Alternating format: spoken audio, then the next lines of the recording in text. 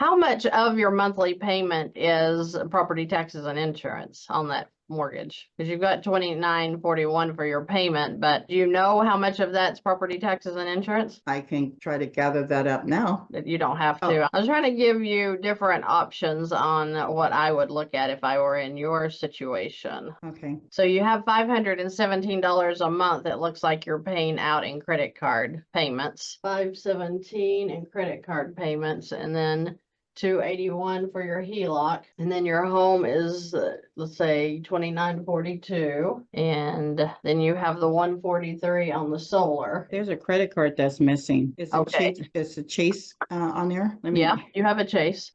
For 200, or was it 62? Hold on, let me look. It's 8262 is the balance of the Chase, and there's a 116 payment. Yeah, so next month is 242. Okay, so 242. So we'll add that in here. So 4125 is your total debt payments. So 4125 is your total debt payments. And then your living expenses are 2719, which means no, that's not right. Hold on. I'm just trying to get an accurate number here. So when we start, Okay. we know exactly where we're at. So 3242. Yeah. Okay. I think I am right. 3242. The reason it's 3242 for your living expenses by themselves is because you had the mortgage and your solar put in the living expense sheet as well. So I'm just Okay. knocking them out. Okay. So that means that 7376 is your total, everything coming out of your check every month, including debt payments and living expenses, totals 7367.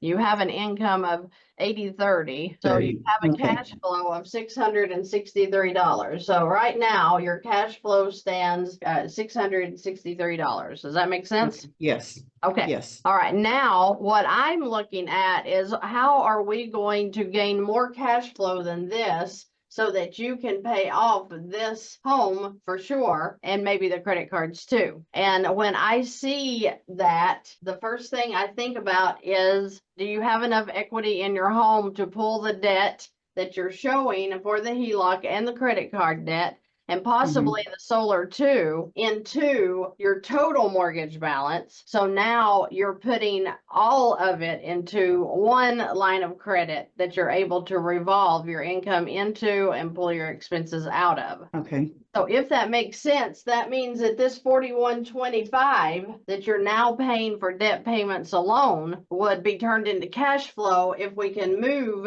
everything into one line of credit. Now, let me work this out so you kind of get what I'm talking about here. Your value of your home, you said, is about $990.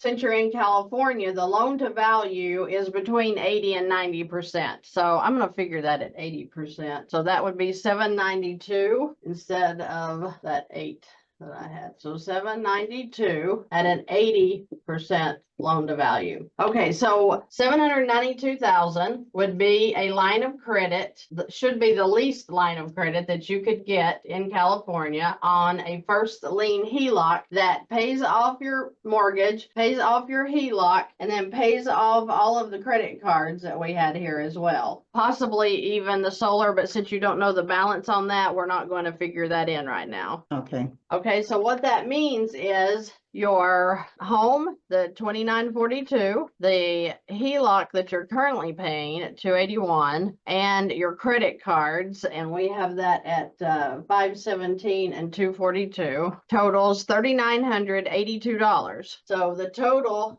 $3,982 would now be considered cash flow as well, meaning that you have 3982 and then your 8030 income like 46. of 40. Well, I've got $4,048. Is that right? What I'm doing is I'm taking your new cash flow because you're gaining, you're right. So it's 3982. And let's see if that totals 663, 4645. Yeah, we're give or take, we are right at $4,600 for your Okay. total cash flow now. Okay, so I'm just going to write right here, cash flow is 4,600 if you're able to do the transfer into the line. So that means out of the 792 that you could get, let's say let's just say 700,000 that you could get off of your 80% loan to value, you would pay off the mortgage, 469, pay off the HELOC, 24,000, pay off your credit cards. So after you pay off the credit cards, the HELOC and the mortgage, you're still going to have out of this 792, you would still have about $176,000 that would be available just sitting in the line still in the event you had an emergency and you needed, to replace a Right. tire or whatever. It's going to be in the line. That being said, you're going to have about $615,000 now in the line because you've paid off all of your debt except for that solar. Okay. So 615, 334 would be your new line of credit. So let's see what that looks like on payoff. Okay. So I'm gonna do it at the high. The interest rates are falling, but I'm gonna go ahead and do it at the high Right. that they've got it at right now, which is 8.5%. So the average interest that you would pay throughout the life of this loan is 2180 approximately interest. So that's 2420 cash flow after the interest comes out. Okay, this I don't like. Trying to think what would be another option to work for you. And I don't know why those numbers didn't work out. So right now, that's for the first line of credit. I mean, the First first line, line, the first, okay.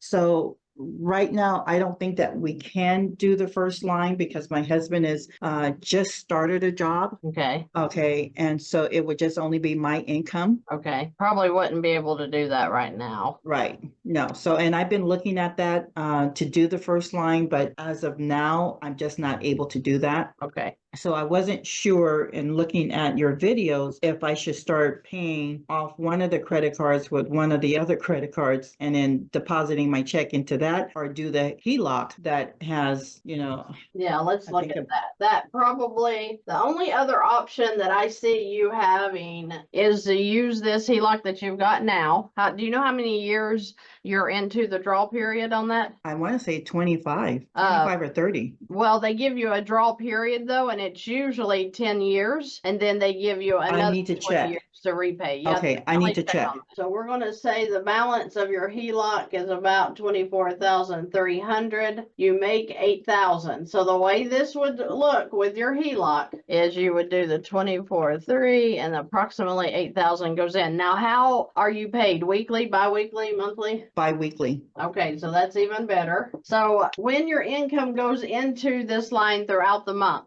okay, because you're going to get paid bi-weekly and then your husband, however he's paid. Whenever you're paid, you would transfer your income into this line, which is Right. going to bring this balance down, which is going to make that 9.75% a whole lot cheaper to use this line. So if we average, like the bank will do, we're going to average the 24,300 and 16,000. Let's see what we got here. So the average of 16,300 and 24,300 is 20,300 times your interest at 9.75%. So that means you're going to pay about 165 in interest on this account. And that's added on there. And then you have to deduct the expenses. Right. there, So right? now your Okay. expenses come right back out. And let's Okay. say, according to your cash flow right now, you had 663. When your income goes into this line, that payment that you're paying right now of $281 has been satisfied. Been wiped out.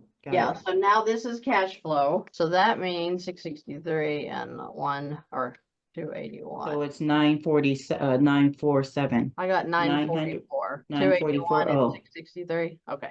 Okay. All right. So that means that out of your 8,000 income, you have 7,056 in expenses that would come back out throughout the month, right? Yes. Okay, so these are your expenses. So you're at 23,521. Then you Okay. would do it again. The income's gonna go in your next month. So income 2, you're at 15,521. So your balance keeps coming down, which means your interest keeps coming down. Coming down. But how do we make this even better? That's what we always have to look for, is what can we do that's going to gain us some more cash flow so that we're working even faster. And looking at your So credit even- card, go ahead. Okay, I'm sorry. So even though that the HELOC, I owed 24,000. So if I have a HELOC that's 60,000, Mhm. and if we continue to bring that down, that should be, you know, an adequate amount of money to actually try to get this taken care of. That's what we're looking at right now. Okay, all right.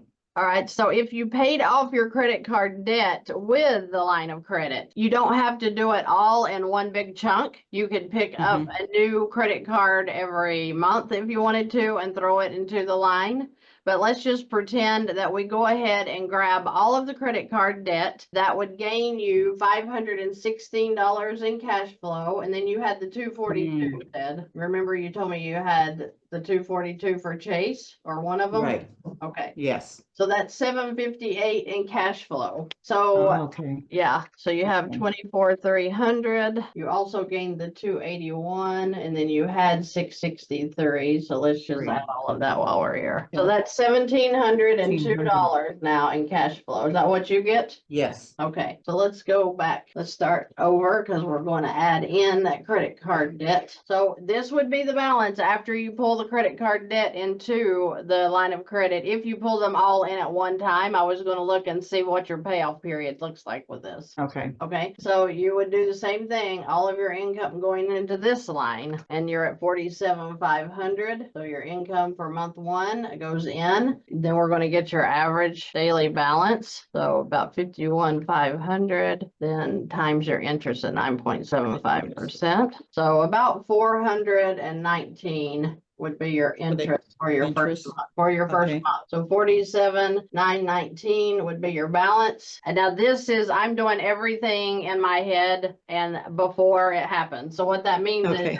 income goes in, satisfies your monthly payment due on this account. Your balance will come down, and you're hitting this line more than once in a month. Every day you get paid, you would put the money directly into the line of credit. Now, your interest would be charged on the following month statement, right? Because they're going to figure Okay, these right. balances. Okay. All right. So then your expenses are going to have to come back out. So we took off everything, your house payment, and that 143 is your only debt payments that you would make. So let's say 3,000 for the house. I'm just figuring high on everything. Mhm. The 143 for, then we had For your the living. solar. Oh, I'm sorry. Yeah, I put the 140. solar in there. Okay. So then your 33, you're right at 3,400 for living expenses. So we're going to say 6543 would be your total expenses coming out every month. Okay. Okay, this includes your living expenses and your house payment and the solar. Okay. Okay. All right, so 47,919 and then 6543. Let's see if this looks better. So 54,462. Now, another thing I noticed about your living expenses, you've got birthdays, baby showers, entertainment, clothing. You've got all of that already figured in to your living expenses and not necessarily spending that much in 1 month. So as long as you're using this line of credit as your checking account, basically, you would leave all of that money just sitting in here until Sitting you in go there. to the store and you buy something. Then it Got would it. come out. Okay, so you're going Okay, to be yeah. paying less interest than this because you're going to have a lower balance. Right. Okay, all right. Okay, yeah, because I wasn't sure how to do that, because we do buy birthday gifts and wedding gifts and, you know, and it's just at the spur of the moment. So I said, let me calculate, you know, whatever Right. it is, and then I have a dollar amount, and then whatever we need to do, then we can just pull it off from there. And Right. that's not every month, but Right. that's just something, okay, that's just I a goal. get it. And that is good. That's a really good way to do it when you're doing a Dave Ramsey style where you're budgeting every dollar. That's good. But when we're using a line, we're just throwing all of the income in here, and then as we need it, we start paying it Okay. back out. Okay. Okay, All right. All right, so looking at your numbers this way and even averaging out your interest of what it would be throughout the life of the payoff of this line, you're talking about approximately 36 months. Approximately, this account would be paid completely off if you were to run it all the way down to a complete payoff.